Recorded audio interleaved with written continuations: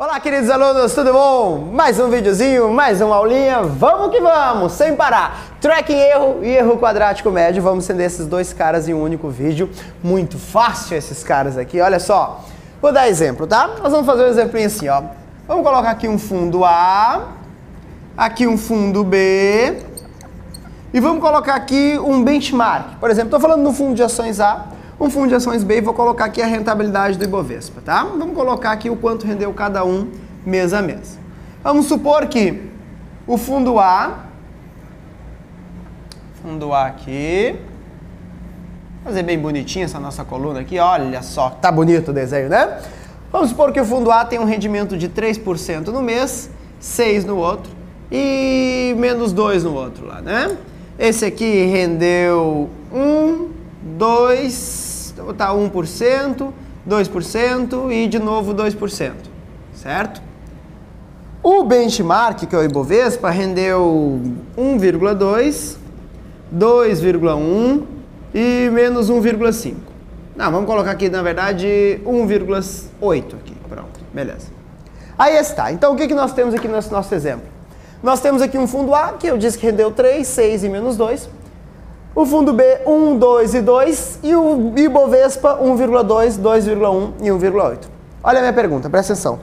Qual desses dois fundos, A e B, olhando para o A e o B, tá? Qual deles está mais próximo do benchmark, do Ibovespa? Supondo que o Ibovespa seja o benchmark dos dois fundos. Qual deles está mais próximo ao benchmark? Qual que está rendendo mais próximo?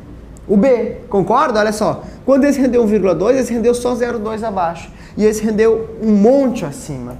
Quando esse rendeu 2,1, 2, olha, bem próximo. Olha lá, bem distante. Ó, bem próximo, ó, bem distante. Então, o mais próximo do benchmark é o fundo B, né? O fundo B é mais próximo. O fundo B possui o menor erro em relação ao benchmark. O que é o erro?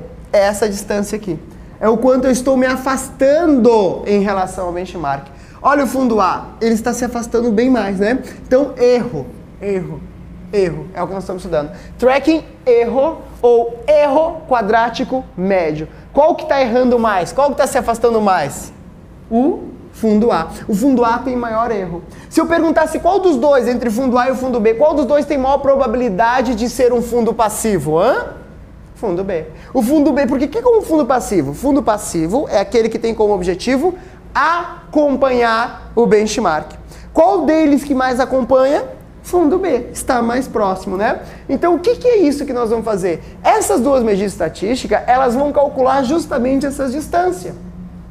É fácil você visualizar nesse exemplo, né? Porque eu tenho só 3 meses e tá gritante essa diferença. Agora, se eu colocasse um fundo aqui oscilando próximo e o outro oscilando bem próximo também, em um prazo muito longo, perguntasse qual deles está se afastando mais em média, aí pode gerar dúvida. Então, o que nós fazemos? Calculamos ou tracking erro ou erro quadrático médio. Os dois vão fazer a mesma coisa, vão pegar o erro, que é essa distância. No caso aqui do fundo A, fundo B, ó, primeiro mês a distância é 0,2, para baixo, o segundo mês é 0,1 para baixo, o terceiro mês é 0,2 para cima. É como se eu calculasse uma média daquela distância lá.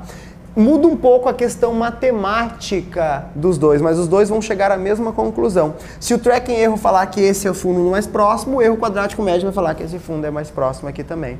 Lembre-se uma coisa muito importante, olha só, quanto menor esse erro, quanto menor for o erro, no caso do fundo B tem menor erro do que o A gente diz que mais aderente ao benchmark o fundo é, mais próximo ele é. Então, nesse caso, esse fundo B deve ter menor tracking erro ou menor erro quadrático médio, tanto faz, do que o fundo A. Por quê? Porque ele está mais próximo do Ibovespa, ele tem menor erro, ok? Só mais uma coisa, então, muito importante, preste atenção nesse erro quadrático médio. Nem precisa saber a fórmula para saber que é um número sempre igual ou maior que zero. Por que é um número igual ou maior que zero? Igual ou maior que zero, né? Porque é um número, é o erro, eu vou pegar o erro e vou elevar ao quadrado. Quando você eleva alguma coisa ao quadrado, ela fica sempre positiva.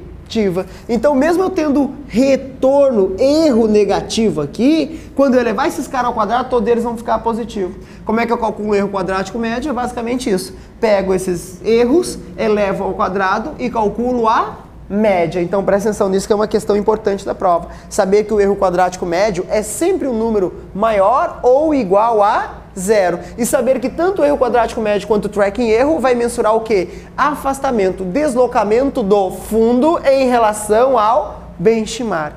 Tudo bem? Quanto menor, mais aderente, mais próximo é. Fundos passivos costumam ter tracking erro e erro quadrático médio melhor, menorzinho, né? Do que fundos ativos, que tem como objetivo se afastar do benchmark. Entendeu? Os dois, então, se eu perguntar a medida estatística que mensuram deslocamento, tracking erro, erro quadrático médio, e sem errar na prova. Até o próximo vídeo.